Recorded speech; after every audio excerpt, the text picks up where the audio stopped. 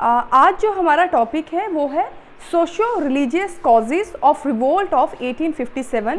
Last videos में मैंने आपको जो पॉलिटिकल और इकोनॉमिक कॉजेज़ थे वो करवाए थे। तो सोशो रिलीजियस कॉजेज़ मैंने लास्ट में इसलिए रखे हैं बिकॉज इससे पहले जब पॉलिटिकल और इकोनॉमिक्स अफेयर में ब्रिटिशर्स ने चेंजेस लाई तो इंडियंस ने बहुत जल्दी रिएक्शन नहीं दिया। उन्होंने उन चेंजेस के साथ कॉप अप करने की भी कोशिश की और उसमें रिएक्शन बड़ी जल्दी नहीं आया। लेकिन जैसे ही ब्रिटिशर्स ने इंडिया की सोसाइटी और रिलीजन में इंटरफेयर किया तो बहुत जल्दी रिएक्शन जो था वो लोगों को देखने को मिला। सोशो रिलीजियस कॉजेज़ से पहले आपको ये पता होना चाहिए कि इंडिया की उस टाइम पे सोसाइटी किस तरीके था, रिलीजियस जो प्रैक्टिसेस थे वो क्या थे। तो ब्रिटिशर्स के आने से पहले इंडिया की जो पूरी सोसाइटी थी वो डिवाइडेड थी into basis of religion and caste. अगर हम हिंदूज़ की बात करें तो वर्ण सिस्टम जो था उनमें प्रेवलेंट था। वर्ण सिस्टम के अकॉर्डिंगली एक हायरार्की है कास्ट की, लाइक ब्राह्मण, क्षत्रियास, वैश्यास एंड शूद्रास, और उसके बाद बहुत से सब कास्ट उनकी थी। अगर हम मुस्लिम्स की बात करें तो डिफरेंट सेक्ट्स में मुस्लिम रिलीजन जो था वो डिवाइडेड था, लाइक शियास एंड सुन्नीस।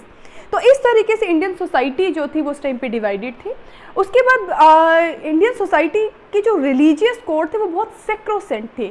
सेक्रोसेंट मतलब परमानेंट कोड्स थे और लोग उनको रिग्रेसली फॉलो करते थे उन कोड्स को। एंड बहुत सी रिलीजियस प्रैक्टिसेस थी और उन रिलीजियस प्रैक्टिसेस को आज चाहे हम सोशल इवल्स बोलते हैं लेकिन उस टाइम पे उन रिलीजियस प्रैक्टिसेस को लोग फॉलो करते थे। और क्योंकि उसको रिलीजन का part, these practices were the part of the religion, तो लोग उनको मन से जो है वो फॉलो करते थे। अब जब ब्रिटिशर्स आए तो उन्होंने क्या करना शुरू कर दिया, उन्होंने सोसाइटी में चेंजेस लाने की कोशिश की। उन चेंजेस के पीछे का जो उनके आर्ग्यूमेंट थे ब्रिटिशर्स के वो ये था कि इंडियंस जो है वो बहुत अनसिविलाइज्ड हैं, बहुत क्रूअल प्रैक्टिसेस वो यहाँ पे फॉलो कर रहे हैं, इसीलिए हम उन्हें जो है वो सिविलाइज्ड करने की कोशिश करें, उन प्रैक्टिसेस को ख़त्म करने की कोशिश करें। लेकिन इंडियन सोसाइटी, जैसे कि मैंने आपको कहा, उनको वो प्रैक्टिसेस एवल्स नहीं लगती थी, उनको लगता था these were the part of their culture, तो इसीलिए वो उनको फॉलो करते थे। तो जब ब्रिटिशर्स ने उनको चेंज करना शुरू कर दिया तो इंडियंस की तरफ से रिएक्शन आने लगा। तो सबसे पहले हम ये जानेंगे कि ब्रिटिशर्स ने चेंजेस कैसे लाई। वर्बली तो वो बहुत कुछ बोल रहे थे कि हम अनसिविलाइज्ड हैं, डिस्क्रिमिनेटरी पॉलिसी, डिस्क्रिमिनेटरी प्रैक्टिसेस यहाँ पे फॉलो की जाती है। लेकिन उन्होंने क्या किया कि लेजिस्लेशन के थ्रू इंटरफेरेंस करने की कोशिश की। उसको हम बोलेंगे बाय मीन्स ऑफ लेजिस्लेशंस। तो वो लेजिस्लेशंस कौन सी थी, इंपॉर्टेंट लेजिस्लेशंस मैं आपको बताती हूँ। वैसे तो बहुत से लेजिस्लेशन है जिनके बारे में आप सबको पता होगा, लेकिन आप कोशिश कीजिए अपने आंसर को इनोवेटिव बनाने के लिए और ऐसे लेजिस्लेशंस का यूज़ कीजिए जो ज़्यादा कॉमनली यूज़ नहीं होती हैं। तो सबसे पहला आ गया religious disability act. Religious disability act 1850 में आया था। इसको लॉर्ड डलहौजी जो थे वो लेकर आए थे। इस एक्ट ने क्या किया था कि इस एक्ट ने चेंज किया था हिंदू लॉ ऑफ प्रॉपर्टी को, और हिंदू लॉ ऑफ प्रॉपर्टी के जितने भी प्रोविजंस थे उनको इस एक्ट के थ्रू जो है वो एबॉलिश कर दिया गया था। और नए प्रोविजंस क्या थे, वो ये थे कि जो भी हिंदू कन्वर्ट होगा उसके पास राइट है कि वो किसी और रिलीजन में या किसी और कास्ट में कन्वर्ट हो सकता है। और दूसरा प्रोविजन ये है कि उसको उसकी इनहेरिटेंस प्रॉपर्टी से डिबार नहीं किया जाएगा। हिंदू लॉ ऑफ प्रॉपर्टी कहता था कि अगर कोई भी इंडिविजुअल, हिंदू इंडिविजुअल अगर वो कन्वर्ट हो जाता तो उसको उसकी प्रॉपर्टी से डिबार किया जाएगा। लेकिन ब्रिटिशर्स ने ये जो रिलीजियस डिसेबिलिटी एक्ट लाया, इसके अकॉर्डिंगली कहा कि अब आप कन्वर्ट हो सकते हो और आपको अपनी प्रॉपर्टी से भी जो है डिबार नहीं किया जाएगा। तो ये जो था वो हिंदूज़ के लिए बहुत ही ज़्यादा एक थ्रेटनिंग थी। हिंदूज़ बहुत एंगर्ड हो गए थे इस लॉ के थ्रू। नेक्स्ट लॉ जो था, नेक्स्ट लेजिस्लेशन जो थी वो थी general service enlistment act. General services enlistment act जो थी वो आर्म्ड फोर्सेस के लिए थी। उसमें ये कहा, ये 1856 में आई थी और इसको लॉर्ड कैनिंग लेकर आए थे। इस एक्ट के अकॉर्डिंगली जो भी इंडियन सोल्जर्स हैं उनको they had to serve in abroad, कि उनको अब्रॉड में जाके अपनी ड्यूटीज़ जो है वो करनी पड़ेंगी। प्लस एक और चीज़ थी कि जब वो अब्रॉड जाएंगे तो उनके यूरोपियन काउंटर पार्ट्स जो होंगे उनके इक्वली इनको वहाँ पे कोई भी जो है वो अलाउंसेस नहीं दिए जाएंगे। तो हिंदूज के लिए तो ये ऑफेंडेड था ही, क्यों?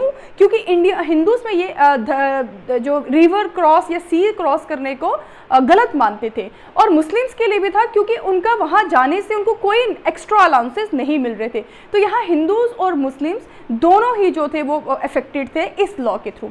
उसके अलावा ब्रिटिशर्स ने सती सिस्टम को इंडिया से बैन किया था 1829 में। राजा राम मोहन रॉय की एफर्ट्स थे, लॉर्ड बेंटिक ने जो है वो बैन किया था सती सिस्टम को। सती सिस्टम होता है कि जो विडो होती थी उसको अपने हस्बैंड के साथ उसके पायर में जब उसके क्रिमेशन होती थी तो उसके साथ उसकी चिता में उसको जला दिया जाता था। तो ये भी बैन जो था वो ब्रिटिशर्स ने किया। उसके बाद विडो रीमैरिज एक्ट 1856 में आया था। इस एक्ट के अकॉर्डिंगली जो भी विडोज होती थी हिंदूज में खासकर, उनको रीमैरिज नहीं करने देते थे, लेकिन इस एक्ट के बाद वो रीमैरिज कर सकते थे। ऑल्दो अगर आज की सिचुएशन में देखें तो हमें ये लगेगा कि उन्होंने अच्छा ही किया था, जो भी लॉज लाए थे वो तो हमारी सोसाइटी को सिविलाइज करने के लिए लाए थे, लेकिन उस टाइम की सोसाइटी को ये लॉज जो थे वो उनके कल्चर के, उनके प्रैक्टिसेस के अगेंस्ट लग रही थी। That's why they participated in the revolt of 1857। Now comes to the other provision of socio-religious causes, and that is entry of Christian missionaries. Europeans के इंडिया में आने के साथ साथ यूरोपियन मिशनरीज, क्रिश्चियन मिशनरीज भी इंडिया में आने लगी थी। अगर हम पोर्टुगीज़ की भी बात करें तो उनके टाइम पे भी बहुत से मिशनरीज आई।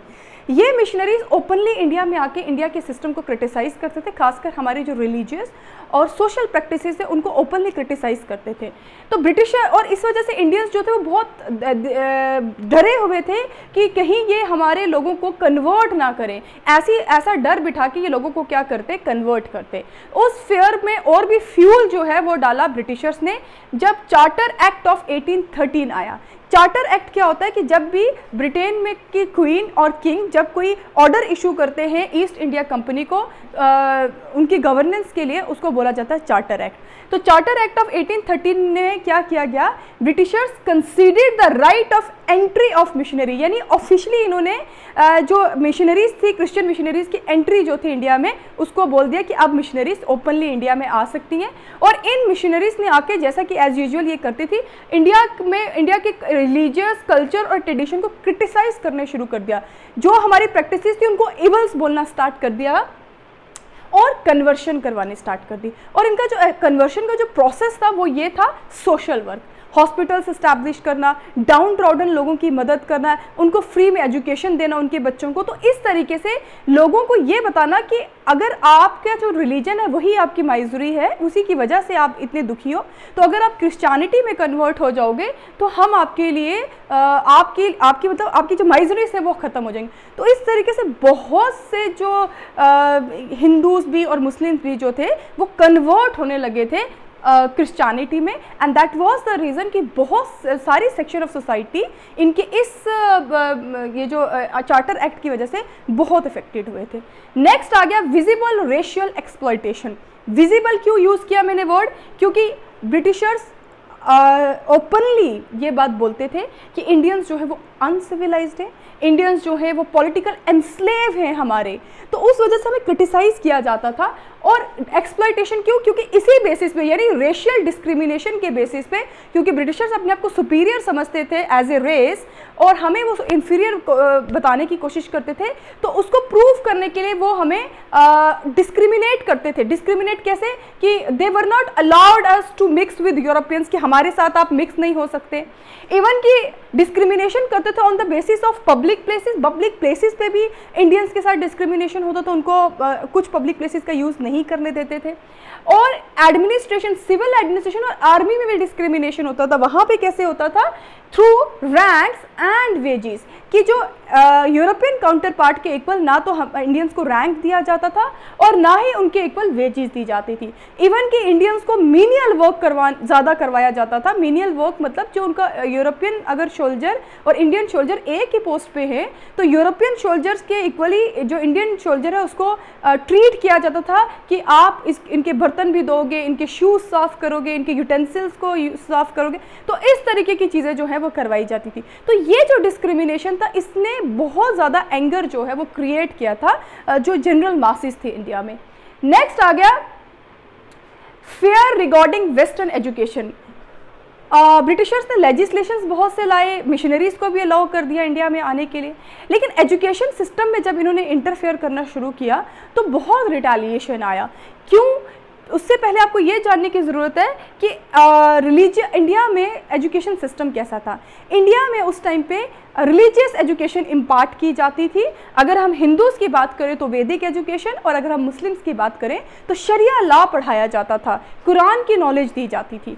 लेकिन जो हिंदूज़ थे उनको गुरुकुलास में, वो शिष्य और गुरु का कंसेप्ट आपको पता होगा कि गुरु जंगल्स में होते थे या जहाँ पे भी वो रहते थे, शिष्य वहाँ जाके पढ़ते थे। और मदरसा, जो मुस्लिम्स का जो मदरसा जहाँ पे पढ़ाया जाता है बच्चों को, वो उन्होंने इस्टेब्लिश किए थे उस टाइम पे। अब क्या हुआ कि ब्रिटिशर्स ने इनमें इंटरफेयर कैसे किया कि ब्रिटिशर्स ने फर्स्ट टाइम इंट्रोड्यूस की इंग्लिश क्लास इंट्रोड्यूस की स्कूल्स में, और उसमें 1839 में ये क्वेश्चन आपको आ चुका है। 1839 में बंगाल गवर्नमेंट ने कलकत्ता मदरसा में इंग्लिश क्लास स्टार्ट की, और उसी के बाद English classes Banaras Sanskrit college में भी स्टार्ट की गई। तो जितने भी इंडियंस थे वो सस्पेक्टेड थे कि ये हमें साइंटिफिक नॉलेज प्रोवाइड नहीं करवा रहे हैं, इनका जो मेन मकसद है वो ये है कि जो हमारे बच्चे हैं उनको कन्वर्ट करना। बेसिकली कन्वर्ट पे ही आके सब डरते थे कि कन्वर्शन जो है वो नहीं होनी चाहिए। अभी भी आज जो हमारी सोसाइटी है, हम बहुत सी ऐसे एटिकेट्स हैं, हम जो मॉडर्न एटिकेट्स हैं हमारे, या हम वेस्टर्न कल्चर को बहुत फॉलो करते हैं अपनी लाइफ में, बट स्टिल अभी भी अगर कन्वर्शन की बात आती है तो वनरेबिलिटी हमारी आ जाती है। तो उस टाइम तो सोसाइटी बहुत ऑर्थोडॉक्स थी, तो सबसे इंपॉर्टेंट चीज़ जो थी वो थी कन्वर्शन, उसको लेके लोग बहुत डरते थे। उसके बाद आ गया role of socio religious reform, और ये जो डर था ये प्रूव्ड होने शुरू हो गया जब इंडियन लोग जो थे वो पढ़ने लगे, एजुकेशन लेने लगे, और बहुत से ऐसे इंटेलिजेंसिया थे लाइक राजा राम मोहन राय, दयानंद सरस्वती, ईश्वर चंद्र विद्यासागर, केशव चंद्र सेन, ये लोग जब पढ़ने लगे तो इन्होंने जो एग्जिस्टिंग प्रैक्टिसेस थी, जो उनको लगता था कि इवल्स हैं, in the form of evils, उन्होंने उनके खिलाफ बोलना शुरू कर दिया। जैसे सर सैयद अहमद खान थे तो उन्होंने भी क्या, जो मुस्लिम प्रैक्टिसेस थी उनके खिलाफ बोलना शुरू कर दिया। तो इसकी वजह से जो इनका डर था वो कहीं ना कहीं वो ये बताने लगे कि हम पहले ही बोल रहे थे कि एजुकेशन की वजह से क्या हो जाएगा, हमारे बच्चे जो हैं वो ख़राब हो जाएंगे। तो यही होने लगा कि सोशो रिलीजियस रिफॉर्मर्स जो थे वो तो अपने से अच्छा कर रहे थे कि इंडियन सोसाइटी को फिर से वो जो है वो रिवाइव कर रहे थे, उनको रिफॉर्म कर रहे थे। कुछ रिवाइवलिस्ट थे और कुछ रिफॉर्मिस्ट थे, लेकिन जो ऑर्थोडॉक्स सेक्शन थी उसको ये लगने लगा कि ये वेस्टर्न सिविलाइजेशन को यहाँ पे फैला रहे हैं। तो इसकी वजह से बहुत से लोग जो थे, orthodox section as well as unorthodox section जो थी वो ज़्यादा इस वजह से जो थी वो खिलाफ हो गई थी। लास्ट में सबसे इंपॉर्टेंट है र्यूमर्स एंड प्रोफेसिस। र्यूमर्स क्या थे कि जो एक्चुअल रीज़न बना इस रिवोल्ट का वो बने र्यूमर्स। र्यूमर्स में आर्म्ड फोर्सेस में से आर्मी में से एक र्यूमर आया कि ब्रिटिशर्स क्या करते हैं कि जो आटा है, जो फ्लोर है, उसमें ये लोग बोन डस्ट ऐड करते हैं, और उस बोन डस्ट में पर्टिकुलर एनिमल्स लाइक काउ और पिग्स की जो बोन्स है उनका डस्ट, उनका पाउडर बना के उसमें मिक्स किया जाता है। तो ऑब्वियस सी बात है ये हिंदूज और मुस्लिम्स दोनों के लिए बहुत ऑफेंसिव था। उसके बाद जो इमीडिएट रीज़न बना इस रिवोल्ट का, that was introduction of Enfield rifle. Britishers ने एक एनफील्ड राइफल यहाँ पे इंट्रोड्यूस की, जिसके कार्ट्रिजेस मतलब उसकी जो कारतूस थी उसको बीटन ऑफ किया जाता था, और उसमें जो ग्रीस टीथ से उसको बीटन ऑफ किया जाता था, और उसमें जो ग्रीस थी वो काव और पिग की फैट की थी। तो इस वजह से पूरी तरीके से जो हिंदूज और मुस्लिम्स थे उनको ये विश्वास हो गया था कि ये हमारा रिलीजन पूरी तरीके से ख़त्म करना चाहते हैं ताकि हम ज़्यादा से ज़्यादा कन्वर्ट हो जाएं क्रिश्चियनिटी में। यही रीज़न थे जो कि रीज़न बने रिवोल्ट ऑफ 1857 के।